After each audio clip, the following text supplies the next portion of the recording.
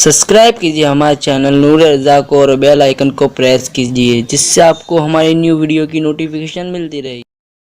अच्छी तरह याद रखना, जो लोग औरतों को पैर की जूती समझते हैं, जो लोग औरतों को कनीज समझते हैं, जो लोग औरतों को खादिमा समझते हैं, जो लोग औरतों को गुलाम समझते हैं, ये उनकी फिक्र इस्लामी फिक्र नहीं है, बल्कि एक मिनट की दोस्ती के मुतालिक पूछा जाएगा।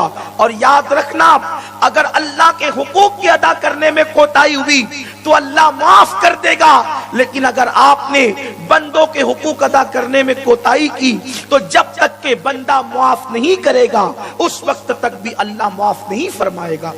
तो ये जो बीवी के हुकूक हम पर हैं और खवातीन मौजूद है तो शौहर के हुकूक जो उन पर हैं, बस दो बातें अर्ज करके बात खत्म करना चाहता हूं।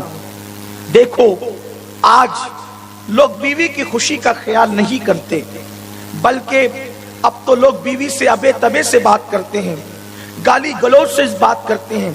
मैंने अक्सर अपनी कौम को पैगाम दिया कि जिस मजहब में जो पिस्सू हमें काटता है, पिस्सू एक छोटा सा कीड़ा होता है, बल्कि एक नजर में वो दिखता भी नहीं है। पिस्सू इतना छोटा कीड़ा होता है कि एक नजर में वो दिखता भी नहीं है, गौर करो तो दिखता है। हदीस की मशहूर किताब है अत-तरगीब व तरहीब। अत-तरगीब व तरहीब में ये हदीस मौजूद है कि अगर किसी ने पिस्सू को भी गाली दी है तो क़यामत के दिन अल्लाह उसके मुतालिक भी तुमसे सवाल फरमाएगा। तो जब पिस्सू को गाली देना जायज नहीं है तो अपनी बीवी को गाली देना कैसे जायज हो सकता है? ये जो माँ बहन की गालियां निकालते हैं लोग, क़यामत के दिन वो अपना अंजाम तो सोचें। ये निकाह खेल तमाशा नहीं है, ये निकाह सिर्फ नफसानी ख्वाहिशात की तस्कीन का जरिया नहीं है, बल्कि निकाह वो है दो अजनबी दिलों का मिलाप, दो दूरियों का कुर्ब, दो हिजरों का वस्ल में तब्दील होना, दो दिलों का आपस में करीब होना, दोनों का एक दूसरे के हुकूक को अदा करना, दो खानदानों का एक दूसरे के साथ मिलना, दोनों के एक दूसरे के हुकूक अदा करना, ये इस्लामी निकाह है। और जगह निकाह का तस्वुर अलग है, मुसलमानों के यहाँ निकाह का तस्वुर अलग है। देखो, निकाह का तस्वुर हमारे यहाँ कितना खूबसूरत है।